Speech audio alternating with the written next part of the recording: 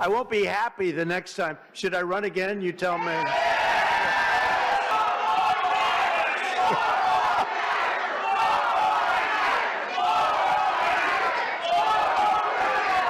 The 2028 US presidential election is shaping up to be the most defining in modern history. With Trump out the race, for now, and Biden's era behind us, America has one question: what comes after MAGA? The Republican Party is searching for its new standard barrier. Vice President J.D. Vance is positioning himself to be the next heir to the MAGA throne.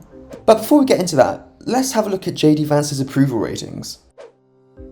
Overall, Vance's approval rating is more bad than good, currently tilted towards negative territory. It's not crisis level, depending on what his goals are, but it does send a signal that he has work to do if he wants to improve his standing among broader audiences. Therefore, if JD Vance wants to secure his heir to the MAGA throne, it seems that he'll have to continue in Trump's rhetoric and ideology to secure some MAGA voters. But does he have the same characteristics that the MAGA movement love?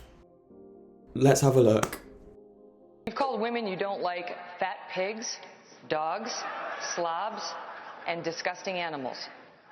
Your Twitter account... Only Rosie O'Donnell. No, it wasn't.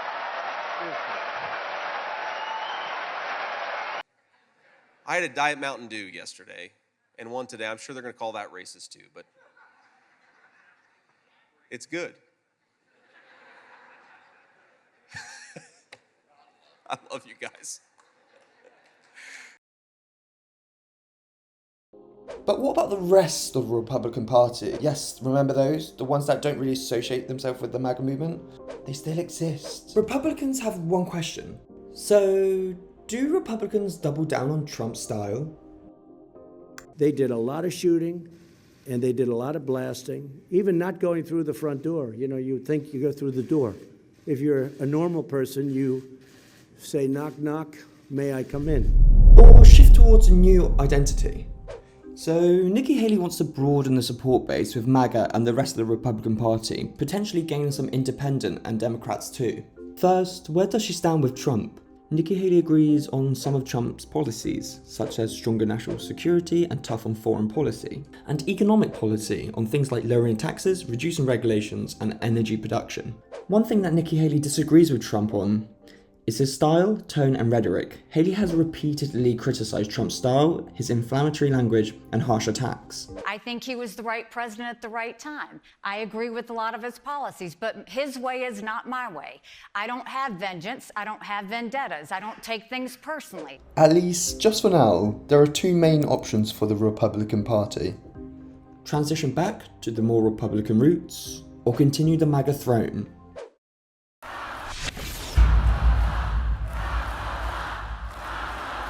So, let's talk about Democrats. On the Democrat side, the field is still so open. Of course, Kamala Harris could be a likely contender to run in 2028, but at the same time, it seems unlikely. In a recent interview with Stephen Colbert, Harris states, "Just for now, I don't want to go back into the system. I think it's broken." And personally, I don't think Harris has a chance to win again in 2028. Considering all the swing states she lost, I highly doubt she'll run again in 2028. But names like California's Gavin Newsom are gaining some serious attraction. Newsom is even doubling down and using Trump's rhetoric. Just have a look at these two tweets.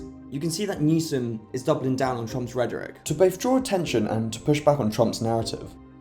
What other names remain popular in the Democratic Party? Transportation Secretary Pete Buttigieg also remains popular with young voters. After his somewhat successful presidential election campaign in 2020, I can see him being a frontrunner for the 2028 presidential election. And of course, we've got progressives like AOC, but she's not expected to be a frontrunner in 2028. She's currently on a fight oligarchy tour with Bernie Sanders, which is gaining a lot of momentum. I believe she is one to watch. I can see her taking the vice president spot, but not the front runner for president. Beyond the candidates, the stakes couldn't be higher. But the voters are demanding answers on the economy, climate change, the rise of AI. Both parties need to prove that they can lead America into the new era, no longer defined by Donald Trump. But what comes after him? For now, we're not sure. But we can feel the tension between the two parties. The Republicans follow Trump's rhetoric, J.D. Vance being the next heir to the MAGA throne, or try and broaden the Republican Party by inviting new voters in, cutting down on Trump's rhetoric. In Springfield, they're eating the dogs, the people that came in. They're eating the cats. They're eating the pets. Or is it the Democrats? Follow on Trump's rhetoric? Build on a completely new foundation. This outcome will shape the nation for generations to come.